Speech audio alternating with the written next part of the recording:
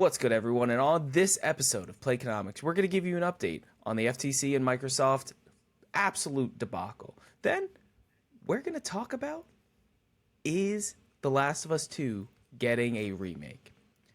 And some Emmy nominations. And definitely Emmy nominations. Then we're going to bring it into the esports sector and tell you that Sentinels is an absolute scam. Do not invest in them. And last but not least, we're going to discuss video games in Africa. Let's get into it.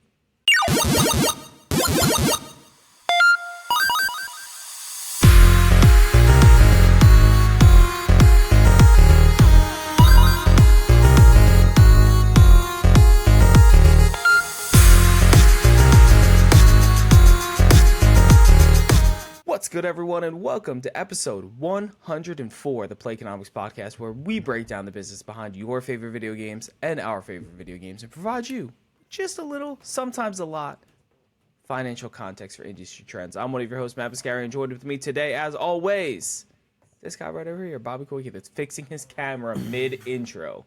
How are you doing? It's okay. How you doing? I am, well, Matt, I've been better as I adjust my camera here because I called you yesterday. You didn't answer. I had to go through a circuitous set of events in order to just reach you via phone. You called my fiance. Mm-hmm. That's What if I was on fire? Honestly, if you were on fire, we still would have had this podcast. So, likes, comment, and subscribe because we're here every Monday at 9:30, and so should you be. What about you being on fire? That was great. Nothing. We're deep in the thralls of planning your bachelor party. Absolutely. It's going to be entirely Minecraft themed. Minecraft and feet. Only block feet. Listen. You've heard of the blockchain. Have you heard of block toes? Hear me out. Boys and girls of the internet. Frogs and squirrels. Boys and girls, frogs and squirrels. How do the words Minecraft Mardi Gras sound to you, Matt? Fantastic. Do they sound good? We're building.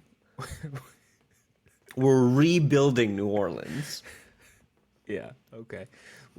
Before we get demonetized, what have you been playing? What have you been up to? Oh, that's literally nothing. I haven't touched Final Fantasy 16 in a week because I have a job, a wife, and a child, although I do plan on playing some Final Fantasy 16 today. Fantastic. Where you just fought Win Mommy? Oh my god, so good. So where I had left off, I had just fought a major boss, but you only got to fight him in human form so far. I don't love the fight him in human form, do a couple like walk here, walk there quests, and then get the actual Godzilla fight. Yeah, I agree. We were texting about that last week where I was like, oh, you fight her on the roof, and then there's just 14 minutes of complete unneeded. Like, it was out of order. It was like, oh, yep, really cool rooftop boss fight, low point. Like, yep, you're going 175 miles an hour. Yep. From Las Vegas to Los Angeles, and you're the president's son, and then you immediately stop. Yep. Okay. And then you pick up back at 100. Like, there's no... And the only critique I really have of that type of gameplay is that if you don't have a long time to play, like if you're trying to play this in like an hour chunk, that's so jarring of a like awesome, cool scene, and then nothing. And then you feel like you wasted 14 minutes of playing. Like, there's a lot of lulls in between that you're like, if I play for an hour, am I really even going to get to anything good? Nope. And I've made my peace with God that the answer is no. Yeah, it's a struggle sometimes, but the boss battles are so good. They're so good, and they get so much better.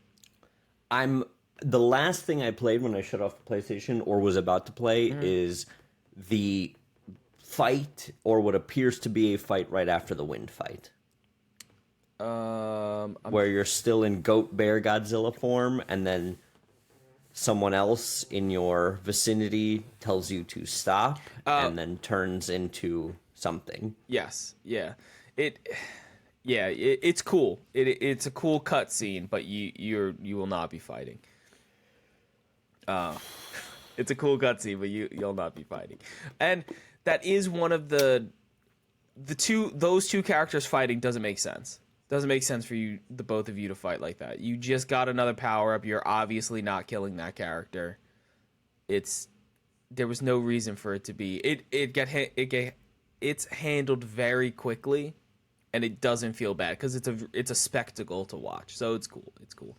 I am two of. I'm transitioning off of what you're playing. 2 of the thick men are masters ranked in Apex right now. What does that mean? So that means nothing. It does. We are the highest rank outside of the 750 Apex Predators. If you're gonna Google the statistics of how many people are masters, I would like you to. I'm not gonna do that. No. I'm Googling something for the later segment, just because I had a vision. But yes. So we have 22 days to meet our goal of all of the thick men getting that master's badge, and then no one can ever tell us we're bad ever again. I will.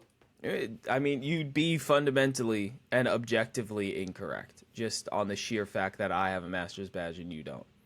I really, genuinely, truly, with my whole heart, hope that. Have you ever seen the Guitar Hero episode of South Park? Yes. When they beat Guitar Hero at the end? Yep. That's what I hope happens to you. You are. Okay, perfect. Yes, that was right. So continue. Fantastic.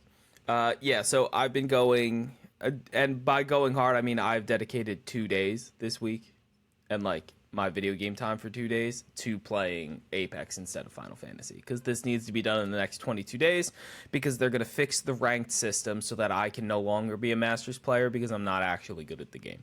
So for now, I'm getting there, but... Who's the new legend? Is the new legend's name Maurice? No, they didn't do a legend this season. It's a bad game. They're running out of content. No, they're trying to extend the content, and giving us a legend every week or every 3 months. A legend a week? Jesus Christ. Yeah, it's legend every 3 months. It's too much. Overwatch tried to do it. They're not going to do it. There's no reason to give us a legend every week, every whatever time period. 3 months. I think at once a quarter they give us an update. Have you still not played Bloodborne? I still have not played Bloodborne at all. Have you started that amazing Bloodborne Let's Play series I sent you? I have not. I've been playing Apex, not gonna lie. I ignored pretty much everything you said over the last week to play Apex. And because if I don't get Masters, all of my friends will have Masters badges, and I will not, and I will never hear the end of it in my entire life. Oh, I'll make sure of it. So I'm currently the lowest ranked of all of my friends. So it's touch and go. It's touch and go.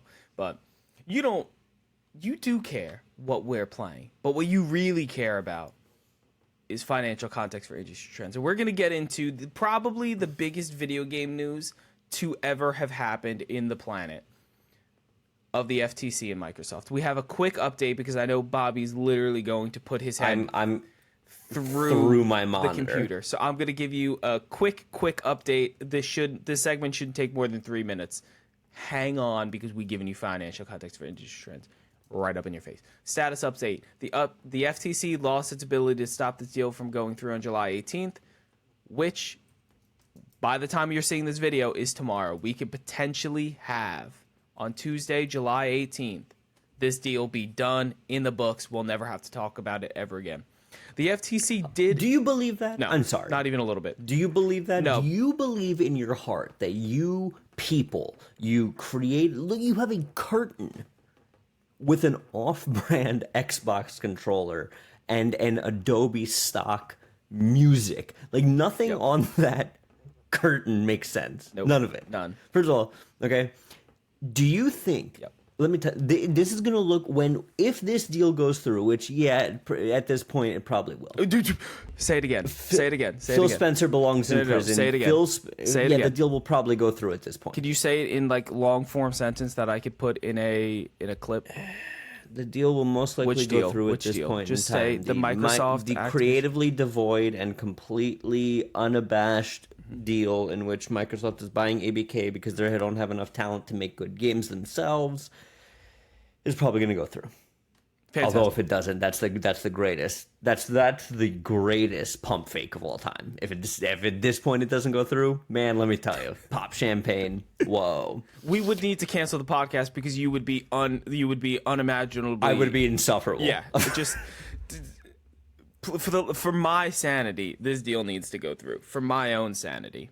Your Xbox fanboys it'll look like those scenes in the World War Z, the Brad Pitt zombie movie, where they're all like mountains and waves of zombies. Yep. That's what it's going to look like. The whole Xbox army, led by you and Sam, is going to just crash into the DMs and Twitter spaces and threads of everybody else. Listen. I completely get, and I'm gonna jump down to a previous section, and I'll give you I'll give a financial moment in a second. But while we're discussing it, what does this do for Xbox? Because a lot of people are fanboying on Xbox's side, saying this is the greatest purchase of all time. This is gonna change gaming for us. For the average gamer, what does this do? For your average Xbox playing troglodyte, this does little to nothing because they're still gonna play Call of Duty. For anybody with a functioning frontal lobe, this is Trying to turn mine on. how do I say this? And I'm trying to stop the fanboyisms. I promise that was it. We're at the point with this whole ABK Microsoft thing where what does it do? What is the material effect? Yep. Nothing right now. This is like a... Okay, I got it. This is the Ninja Kill Bill movie where it's like you get sliced and you don't, and then like nothing happens for a little while, and then the person slides in half. You understand what I'm saying? Yeah. Okay. Nothing right now, other than the fact that the Phil Spencer is still not in jail and is probably the most. Phil Spencer's a war criminal. I'm just gonna come right out and make the accusation. Why are you guys so excited about this? This means you're bad and cannot do anything short of buying other companies. Okay, so it doesn't mean that we are bad because we're making a good acquisition. You know, and everyone knows that if Sony had the money to do this, they would do it. Nope. Okay. Just fundamentally disagree. ABK is a good thing to purchase. However, for the average gamer, what are we going to see? It's going to make the Series S in extreme value, and it's going to make the Series S and just a fantastic budget gaming console. Game Pass just got a ton more enticing. It's got Call of Duty on day one release from now on. The library itself for Game Pass got some stellar ads that are fantastic Game Pass type games in Crash Bandicoot, Spyro, and it got a revamp of all of the Call of Duties. We're already seeing all of the 360 era Call of Duties get their multiplayer signs of life are showing, and they're improving multiplayer on those 360 COD games. Then we have your potential subscription-based games that will now be included in something like PC Game Pass. You have your StarCraft, you have your World of Warcraft, where... No shot. You don't think so? Nope. This is a pipe dream. This is just like a speculation. But I think we are going to see those on there. I think the entire predication for this purchase is the fact that your World of Warcraft feet-loving fans have still paid a subscription for a game that looks like a Wallace and Gromit cartoon. Yeah, but they're... I've chosen violence for the rest of the episode. Listen. I'm not going to come here and defend World of Warcraft's like graphical fidelity. It's not the most beautiful looking game, and they chose that aesthetic, I believe, because it's an MMO and they knew it had to live over so many years. that it was going to get outdated. It looks decent for what it is. I think it's perfectly fine. It's perfectly suitable. It's not a graphical marvel, but it was never trying to be. I think the value of World of Warcraft is no longer the subscription. It's the microtransactions. And I think it being on Game Pass is worth it because you will get more people playing and more people with that transaction, and I think they're going to go that way. I wouldn't be surprised if they don't. If we still see World of Warcraft at $15 a month still, I'm not surprised, but I think they have an avenue now to just... Are you still paying monthly for World of Warcraft? No. I don't believe you. I swear, I haven't paid for World of Warcraft in like 18 months. Dragonflight didn't get you? No, it did. It did. It looks fantastic, and it's one of the better World of Warcraft expansions. But I just don't have the time. Like, to do what I want in World of Warcraft, I would need to give up so many things in my actual life. No, just one. Just Apex. No. Apex, the amount of time that I spend playing Apex is a fraction of what is needed to play World of Warcraft at a high level. Absolutely, very, very different. And then the biggest thing that we're going to get out of this, and this will not affect the gamers in any way, shape, or form, is that Microsoft's mobile game division just got a huge, huge, huge boost. And that's what they really wanted. They wanted the mobile game revenue, and we're going to talk about mobile game revenue later on in this episode when we talk about a up-and-coming game industry of the world. But this purchase was clearly for King and a couple IP to bolster Game Pass. Is that fair? Is that a fair critique of why we're buying Activision Blizzard King? Not necessarily because we need games. I think you guys need games. I think you've created a situation where you've created an environment, a value environment, where if the content stops even a little bit, you are exposed for the fact that there is a whole lot of smoke. There's a bottom 90% of games that most people have already played or have never played, but are third-party games on the bottom tier, and a top 10% of bad first-party games that people kind of want to tune in for.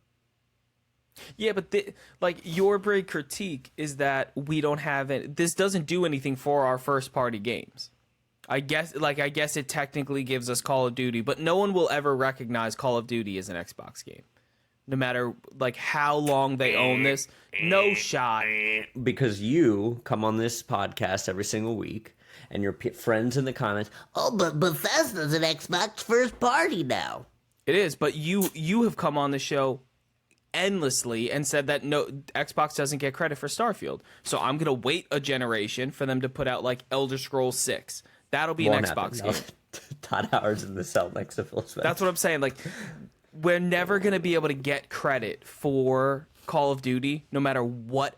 We could make it literally the best game of all time, and Xbox will never get credit for it in a million years. They're gonna receive all of the hate for it, and they're gonna be like, "Oh, this is Xbox. It's not delivering at this cycle," or blah blah blah blah blah. Xbox. But you're coming. What is the financial context here, Matthew? I was going to say, you're coming here for the financial context. We're going to give it to you real quick. So, quick status update. FTC lost its trial against Microsoft. It's able to make the purchase July 18th. We might see a purchase on July 18th. Very unlikely. The FTC appealed that decision. It got denied extremely quickly. The FTC really, really missed on this one. The CMA has agreed to renegotiate, but this will not be done before July 18th, which means this will most likely take until after July 18th. The NASDAQ, however, has officially begun the process of delisting ABK because of how likely this deal is to go through. What does that mean for you as a shareholder of Microsoft or Activision Blizzard King? First, Microsoft was, before the FTC's ruling to allow this acquisition to go through, Microsoft was sitting at $320 per share. They're now at $345. ABK was sitting at $80 per share and capped at $90. So let me give you a quick financial moment. Let me do a little financial magic over here. So, financial moment, you have shares of ABK or Microsoft. What do you do? What happens? So, First scenario, you have shares of ABK.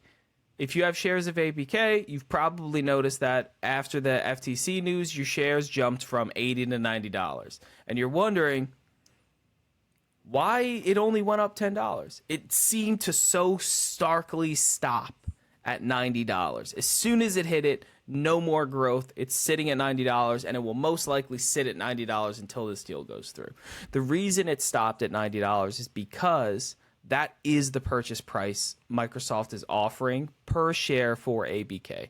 If the shares went over that price, anybody that owned a share would be losing money, and nobody wants that, and that's why no one is buying above $90. I highly recommend you do not buy above $90.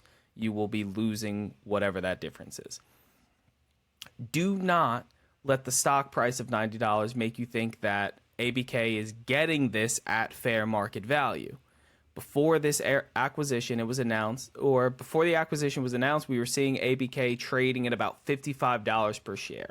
So at the time they made the offer, ABK was $55 per share. It's now $90 per share. So basically, Microsoft is paying almost 100% increase. Yes. Yes. Microsoft is seeing they are paying a massive, massive premium, which, as far as mergers go, I feel like that is not uncommon. Yeah, that is the standard. If you're going to buy someone, they're specifically Activision Blizzard King, they are printing money. They don't need to do anything. They just need to continue to ship what they need to ship. Very low touch. In order to get somebody away from that, you need to make them an offer they can't refuse. Bada boom. There it is. And now Bobby Kotick gets to go off on a golden parachute. If you own Microsoft shares, because they're not going anywhere, ABK will be unlisted as soon as this deal goes through. Your money will get settled. If you purchased it before it was $90, you'll make whatever that difference is. Fantastic. Don't sell it for a year. Capital gains tax, buddy. Google it. If you have it above, you'll lose that money. Put that on your tax return. Consider that a loss. But Microsoft, man, you're giving a lot of just pointed, directed financial advice here. And neither of us is a financial advisor, and if you listen to us, it's your own fault. Very true. Fantastic disclaimer. Short Microsoft.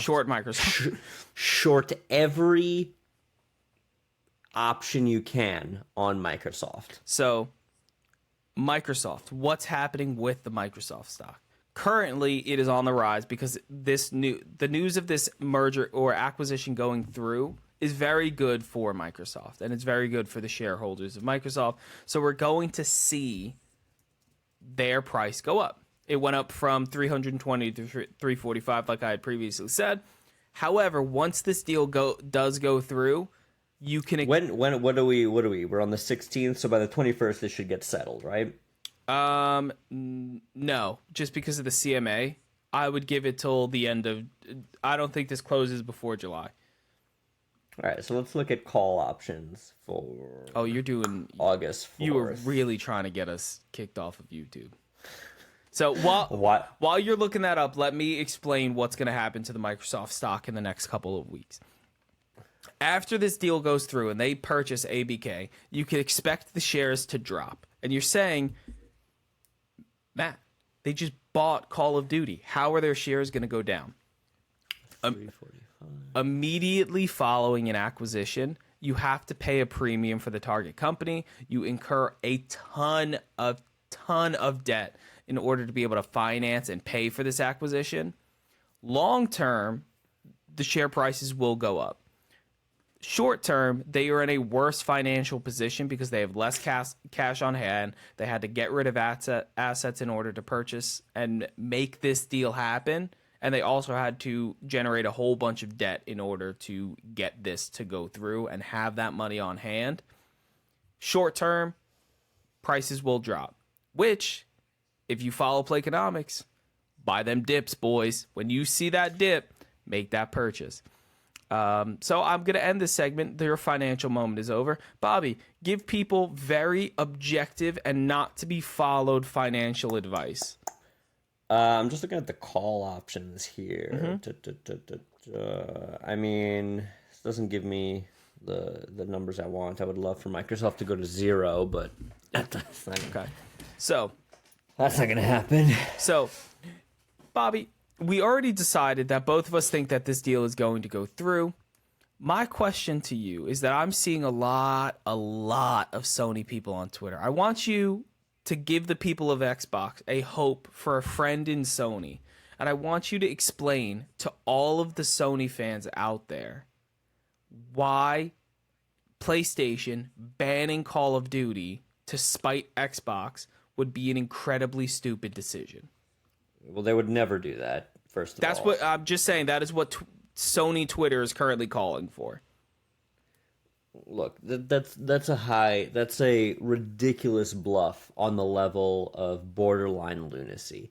I forget what the exact number was. We discussed it a couple episodes ago. What Sony just makes passively in rips from having Call of Duty on the platform, from having Call of Duty sales on the platform, outside of every 30% of every microtransaction and blah blah blah. Enough to float 3 $200 million games in the last 5 years. Right. So you're gonna ban Call of Duty? Okay.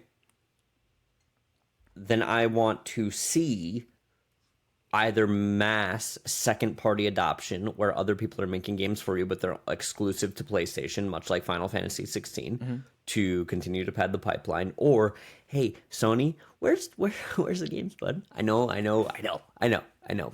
gonna go to get a showcase in winter, and you're gonna show us Wolverine. You're gonna show us Ghost of Tsushima 2, and you're gonna probably show us some more bullshit live service stuff. Fair games. You're not gonna ban Call of Duty. That was such a stupid threat to make. Like it's not even worth discussing. That's fair. I wanted you to throw that olive branch to the Xbox fan base. Yeah, it's gonna be shaped like a spear, though. So, we were previously giving very good and sound financial advice. And what we want to transition into is very, very terrible financial advice. Because what I'm not even going to put the link on screen, and I'm not going to show the website. I'm not giving this any air. Because if anyone from our channel went on to invest, I would be upset, because that is not what we're trying to do here. One esports brand in the Sentinels, currently valuing their own company at $30 million, is selling shares of the company at a maximum of $300. So you can only put in $300. But when you sell those shares, you get things like a cool esports jersey, potentially more shares. And then they also do a very, very predatory practice of saying, oh, well, if you invest within the next 72 hours, you get an additional 15% shares. Or in the 72 hours after that, you get an additional 10 shares. And the 7 days, you get 10% more shares. This is extremely underhanded, and it makes me concerned for the health of the esports industry. Before we even touch on that, talking about predatory and just clear snake oilism. The CPA search history? Oh my God, listen. What he does to those numbers. He works for the government, because... He doesn't work for the government. He does it. He does it. Works for the IRS. He does not work for the IRS. Is what he wants you to think. Do you know what an accountant does? They are the legal theft branch of the U.S. government. Yes, the IRS is. Yeah. So I'm not going to get into the fact that in the third cell, so it's Phil Spencer, Todd Howard, the CPA. The entirety of the IRS. Oh my God. Abolish the IRS tomorrow.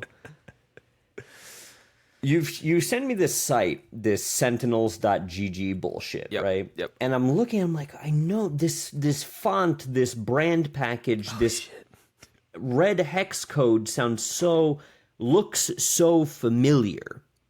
And then I'm like, oh, I know why this looks so familiar. And the reason is because right down to the goddamn URL, this is Dr. Disrespect's entire brand package. Yep. Yeah, the champion, yes, it is. Yep. So Dr. Disrespect, shoot them a cease and desist. let's stop this immediately. Like this is if you go to their page, the three guys, first of all, this pose, the Justin Bieber bullshit, these look like the guys who work at those mall kiosks who like swindle 12-year-olds into sneaker cleaning kits. Yep. All of these guys work at that same kiosk. Put their faces on screen, Matt. All three of these guys have offered to sell you sneaker cleaning solution not at the blasting mall. people's At the Westfield Mall and Simon Malls. Those are the only two mall companies I know. All three of these guys, especially the guy with the glasses. Not the American Dream Mall, though. Not the American Dream Mall. Can we go there next weekend? 100%. You wanna? Yeah. Okay. I'm down. I live near the American Dream Mall. Roughly. As Matt just doxes himself. Yeah. Fuck. But don't. This is. I don't know. Like, this is predatory company behavior on a level that is so blatant that it's almost funny. Like, this is the Key and Peele skit. This is the business equivalent of the Key and Peele skit. The where he's like pretending to be Michael Jordan. He's like, kids, little kids, get on your roofs. You can fly. You know what I'm talking about? Yeah. That's what this is. It's like, kids, get your parents' credit cards. Basically. And buy shares of our company. Yeah. God.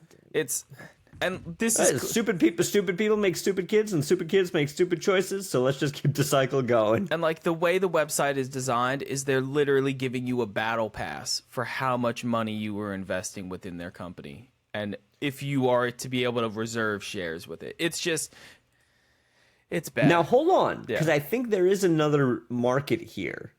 Or like this is like the cigarette nicotine pipeline, right? I think this is like really targeted at like newer 20-somethings. Man, look at if you go to amount-based perks, those are gambling odds, Matt. Plus 50 grand. Yes. Yep. Plus 5. Those are like money line odds. Yep. Yeah, and so I want to share this. So what they do, they basically put perks for how much money you invest in. $500, which doesn't make any sense because the maximum you can buy is $300. So I'm very interested in how you're going to get to $50,000 worth of shares. But can I make the thumbnail for this week? Because I'm photoshopping all three of these guys at the sneaker kiosk. Yes. Yeah. Go ahead.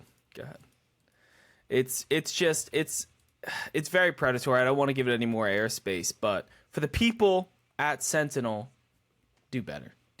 Fund your company by doing good at esports tournaments. There's currently an ALGS going on, Apex Global Series League. You there? Are you there? No one knew what that meant until you said it. Are you there? You're not. ALGS sounds like something that like you see a medication commercial for at like 3 a.m. If you or someone you know suffers from ALGS. Listen, I was there last year. It was fantastic. Didn't see Sentinels there. Maybe that's why they're fundraising through GoFundMe on their own website.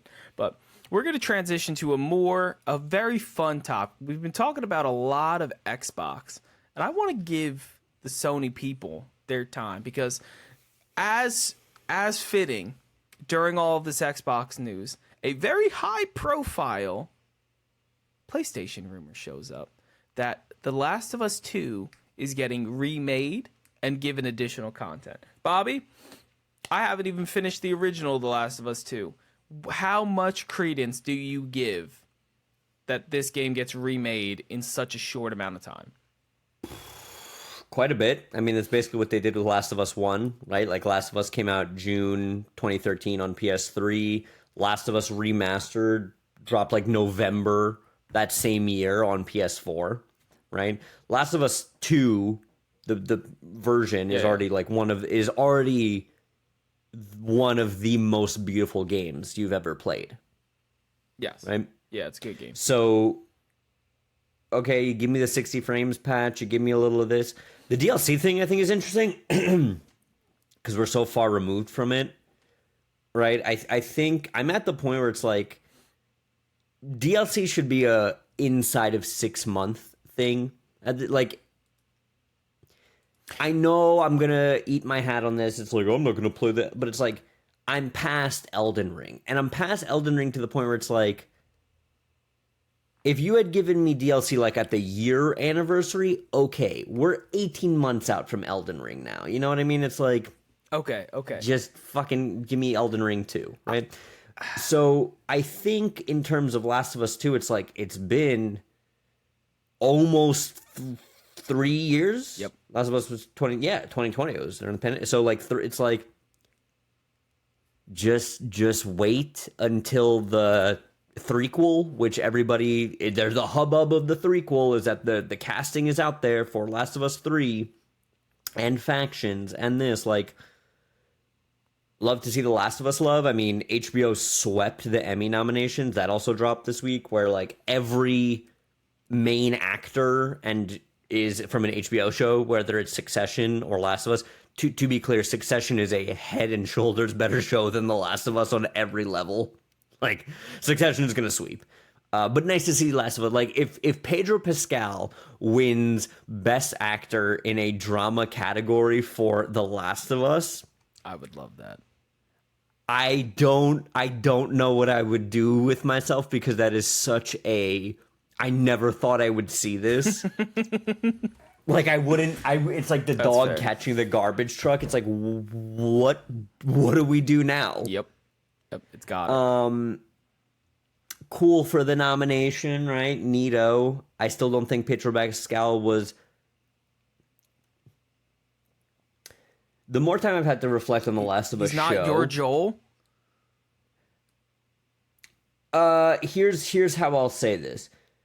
How many people other than Hugh Jackman and Robert Downey Jr. could play Wolverine and Iron Man?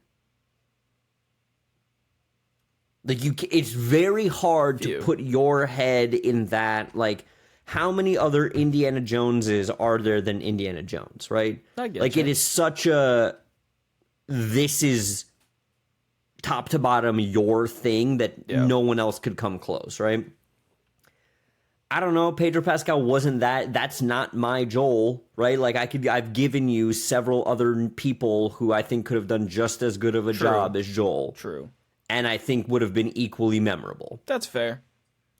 So it's like, can you imagine anyone else playing Walter White? No.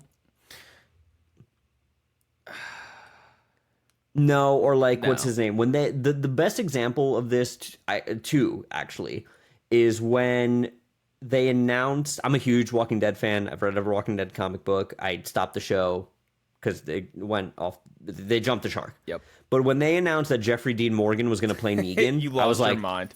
I was like, that is it. Yep. That is perfect in every single possible way. And then when they were like, oh yeah, Margot Robbie is going to be Harley Quinn, I was like, on the money. Also good. Like, although I don't know, I think plenty of people could have played Harley Quinn. no, because she's got that, like, I was like, oh, she's going to do the accent she did in Wolf of Wall Street. Yes. And she's going to be nuts. Yes. Yeah. Right? I don't know. Like, I'm not over The Last of Us, but it's like, I had my time with it. I already platinumed The Last of Us. Like, I have zero reason to go back to it. Okay. So let me pull on a thread that you had mentioned at the beginning of this, where you were discussing DLC coming too late. One, I think DLC is a fine balance that if you give it too soon, it should have been baked into the main game. And it gives that impression. So I think post a year is fine. I think anywhere between a year and 2 years is where I want my DLC. However, The Last of Us is too far gone. Unless 3 years? 3 years, Matt? Unless they're trying to get hype for the show. And that's what they're doing here.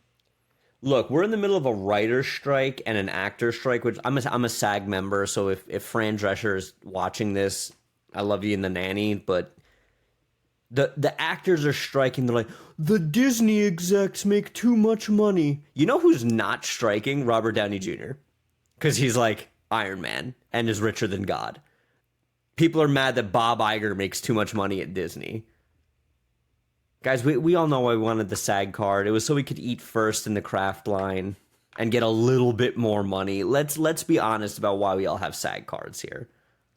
But to the point of this being this, if they do this remake and give it DLC, it is clearly going to be perfectly timed with the release of season 2 of The Last of Us.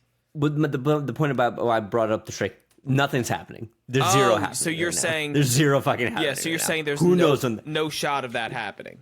The cast of Oppenheimer walked out of the movie when they heard that they were on strike. You mean the movie that they were in and have seen and have done? You know who didn't walk out of the Oppenheimer premiere? Is it you? Everybody who hadn't seen the movie already. Yeah, that's fair. That's fair. But didn't think we were going to get to the writer's strike on today's episode. I really didn't. I'm glad you pulled us into that. It's like, I get why it's important and unions are as somebody who has spent time on sets as the fucking runt position, as somebody who's been on camera, there's a picture on me out there on the internet next to Pete Davidson. Like, you can go there, you can find it. None of us, not a single one of those people, are the union steel mill guy. It's a different thing, and I will not let people make the moral equivalency that it isn't. And I would like to note that Playconomics is against unions, no matter the industry. Gaming industry, film industry, unions. They're extremely predatory. Yeah. The whole circling the square here on The Last of Us, because we're kind of going on tangents. Number one, I think 8 months is the perfect time for DLC. I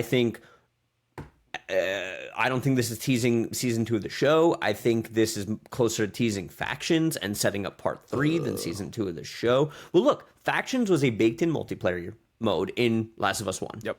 Okay? We also got the Left Behind DLC, which was a crucial point, right? That's the whole thing with the mall, with her and her friend. That was the deal. Okay. What the fuck is... Like, what DLC are you going to give me right now that wouldn't just be part 3?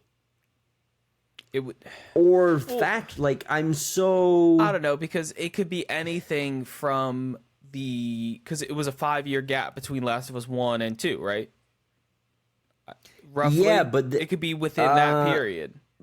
But you haven't played enough of the game. There are a lot, they basically tell you everything that happened, and you play, like, everything that happened in part 2. Like, there's no unaccounted for time. Like, anytime you can think, I wonder what Ellie and Joel were doing, you know, a year after they got to Jackson, but before the actual events, they show you that. It's actually one of the most beautiful moments in the game. That it takes place in a museum. Okay, so they do address that 5-year gap. Because I'm thinking the mall scene was all before Ellie met Joel. That was where she had gotten bit. There's very little unaccounted for time. So it would in need the Last to be of Us future. Part 2. It would need to be future stuff. Like, and I'm not going to spoil it for you because you haven't played, but like, there is no future to tell without it being the third game. Yeah. Or having it be another like, you might have to bleep this out. What was the last thing you played in The Last of Us Part 2? I just got through where you get through the fuck Fedra gate. Okay, so you've established the main conflict. You understand who the bad guys are. Kinda. Not really, because like the last thing I saw was them all hanging from the ceiling, and then you get chased out. That's in the TV station. Yeah. So after, what a great scene. Yeah. What a great scene. Shit. What a horrifically great scene. I cannot wait to see that. Those people? The TV scene The TV station scene on TV. Like, I cannot wait to see that in The Last of Us 2 Season 2. So, actually, now that I'm saying this out loud, I don't get it. You've had 3 years. There's clearly 2 factions that you're fighting against. You are sort of stepping into a war between 2 people in The Last of Us Part 2. It sounds that way. Yeah, there's Fedra, Yes. and then there's whoever did that. So it's not Fedra. It's the Washington Liberation Front. The Wolves. And the Wolf. That's why they call them the Wolves. Yeah. It's funny. And the something with an S. I'm brain farting on the name, but they're like this really. It's like if if Amish people went off the rails. Gotcha. Like they're this Is it like kind of the religious board, like a cult. It's the most interesting part of the game is the fact that what religion springs up after the end of the world. Yeah. Is it kind of like the Whisperers from The Walking Dead where you're like, oh, so there's these people.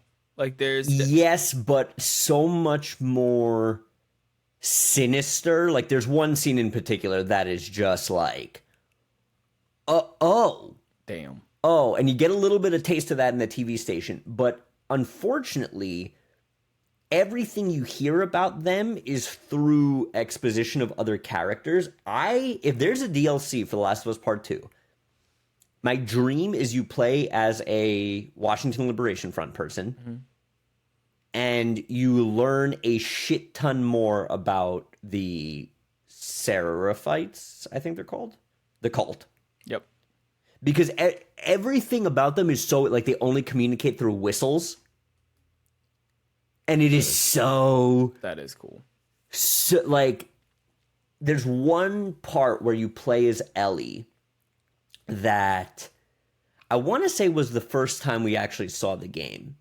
Where it's raining, it's dark, there's, like, a parking garage, and you're hiding from them. Yeah. One of the most tense things ever. That's fair. That is what I'd like to see from The Last of Us. If they came out and were like, hey, new side story, takes place during the timeline, and we're going to flush out the characters that we gave the most interesting and least paid attention to part of the game. That's fair. That's what I'd like to see in The Last of Us DLC. I'm here for it. We'll close the loop on The Last of Us DLC because you think it has nothing to do with the show. Too early. Okay. I would be if this was like a Last of Us 1 remake, right? Because remember they remade ground up Last of Us 1 in the Last of Us 2 engine, almost 10 years after the first one. Yep. Then I'd say, okay, we are nowhere close to season 2 of the show. Yep. Right. Strike and this and that. So I don't think so. I think this is just like an up-res Game of the Year director's cut type thing. Okay, that's fair. That's fair. You raised your hand. You wanted something. Twisted Metal show. Did you see the new trailer? No, is it coming cool? out July? Is it cool? It's campy as hell. It doesn't take itself seriously. I don't know how to feel about it. It seems fun. Do you know it's on Peacock, so I'm not going to pay again. Yeah. Do you know what I wanted for the Twisted Metal show? Basically, nothing. No, basically Sons of Anarchy, but like in that kind of world where it's like you're doing the Twisted Metal cars. But like that's the kind of story I wanted from Twisted Metal, and it doesn't sound like we're getting it. No, it's a lot more. What is the line from Forspoken that? Oh yeah, did I just move that with my mind? Oh, like there's a scene where he's driving in a car through like a mall, and he's like doing a donut around. It's actually a very funny scene. He's doing like a donut around the mall map. He's like, "Oh, we're here, okay, go." But as he's driving, and he's like, "Oh yeah, Foot Locker." I'm like, you took it too far. Yeah, like it was funny, and then it wasn't funny. I get you. But what is definitely not funny is how good mobile games are doing in Africa. Because what we're going to bring to you today, and we're gonna reference the article because I think Jeffrey Rousseau does a fantastic bang-up job every time he writes for anything on GameIndustries.biz. Jeffrey, we'd love to have you on the show. In this article, African game markets hit $863 million in 2022. He gives a lot of breakdowns on what the African continent is playing and it's interesting. $863 million in consumer revenue in 2022. Mobile games alone made up $778 million of that year's total, making up 90% of the gaming market sector. PC generated a respectable 50 million. Console gaming hit 35 million. Before we deep dive into these, Bobby, what console do you think they're playing in Africa? Because it just said console market. You think it's Switch? You think it's Xbox? You think it's PlayStation? What are we talking? I'd have to base this answer on what the embargo price is, because like in Brazil, for example, like even into PS2, Sega Genesis was still a big deal. Yeah. So I don't know. That's fair. I wouldn't imagine that it's current gen. Yes. Yeah. I would also imagine. I'm gonna Google this. I have no idea. I genuinely, I can make a case for like any console. That's fair. Yeah, I do think mobile probably. No, mobile is 90% of the market. I'm talking specific. You're asking me what the 10 is? No. So $778 million. So 90% of the market is mobile. $50 million. So roughly 7% of that remaining 10 is PC. And then we got 34 million, which is all console. I'm just saying, of those consoles, that $34 million in sales, what consoles we throw out? But I did not think of the embargo things, and that it will most likely be not current generation. And I kind of... My gut says 360. I don't know why. My gut says 360. Hold on. I think I found it. On I'd be shocked if it wasn't. PS3 was obscure. PS4 might be too new. But I could also see the case for PS4, considering how well it sold. But it also might be a Nintendo console. I don't know the answer here. I'm going to quickly try to grab it. Nothing. Dead to Right said probably say 360, though. If you're somebody who knows and you're listening in the comments, let us know. Yeah, please let us know. Because I would say PS3. Just out of too obscure. I feel like 360 was such a worldwide cultural shift for multiplayer, right? Like, watch it be like PS5, like all the PS5s were in Africa. I would absolutely love that. But let us know in the comments below. What I did want to break down is the fact that two specific countries in Africa contributed twice every other country. So Nigeria is sitting at 250 million, and South Africa is $236 million. Followed by Kenya at 46 million, Ethiopia 42, Ghana 35, Cote d'Ivoire at 31, Angola at 26, Angola at 26, Tanzania 23, Cameroon. Jesus Christ. Whatever. Cameroon at 17.2 million and Uganda at 16 million. They are on pace this year in 2023 to hit over $1 billion. And Nigeria is before South Africa, right? Yeah. Yeah, that makes sense. Because Nigeria has a $440 billion GDP, which is interesting. Love that. That is a very high GDP for what I was expecting. They're a very resource-rich country, right? Is Nigeria not? And this is going to be wild ignorance on my part, so correct me. Is this not oil? Is Nigeria not oil? I have no idea. Nigeria chief exports. While you go, oil. And oil makes a lot of people a lot of money.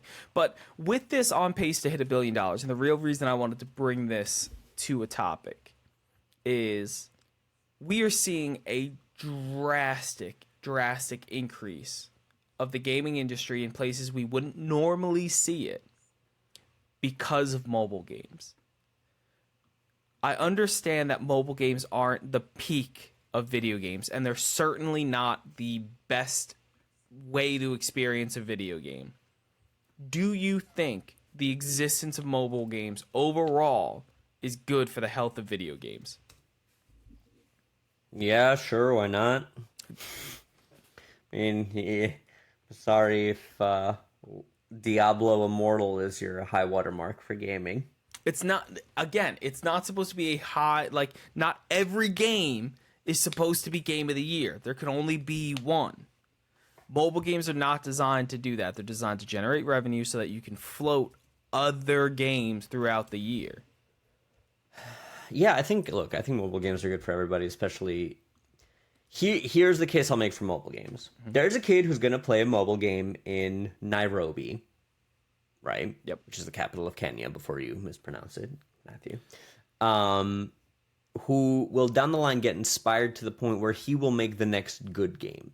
So I think opening the medium to a literal continent of people, right, is good overall, because that then spurs down the line creativity, innovation, and excellence. Same way that Game Pass is doing.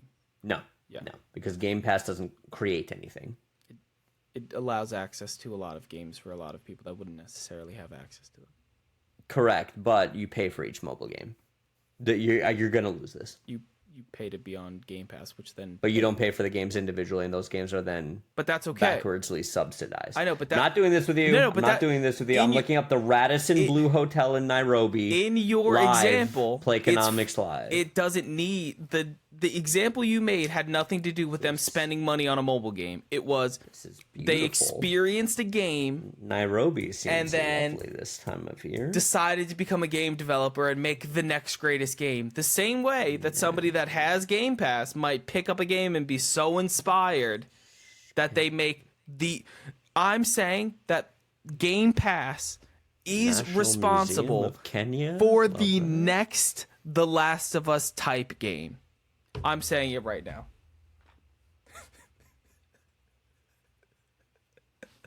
I love it. Take us in for a landing. Do for a bachelor party in Nairobi. Fantastic. Taking you to Kenya for your bachelor party. Awesome. So you get to leave. What do you want me to say? If you like what you hear and you want to hear more of it, leave us a good review on Apple Podcasts and Spotify. Make sure you're subscribed on YouTube if you want to hear Matt just drone on about the fact that he has biceps that are through the roof compared to Hulk Hogan and The Rock for holding that much Xbox Game Pass water, right? Matt will die on the hill. I will. What was the Sentinels esports? Thank God for this being a quiet week, because my body couldn't handle another full ABK episode. I also don't think the podcast could, quite truthfully. You're very bad talking about good video game news. Just take us in for a landing so I can say happy gaming. No, I refuse to let you say it. You've lost your happy gaming privileges. Happy gaming.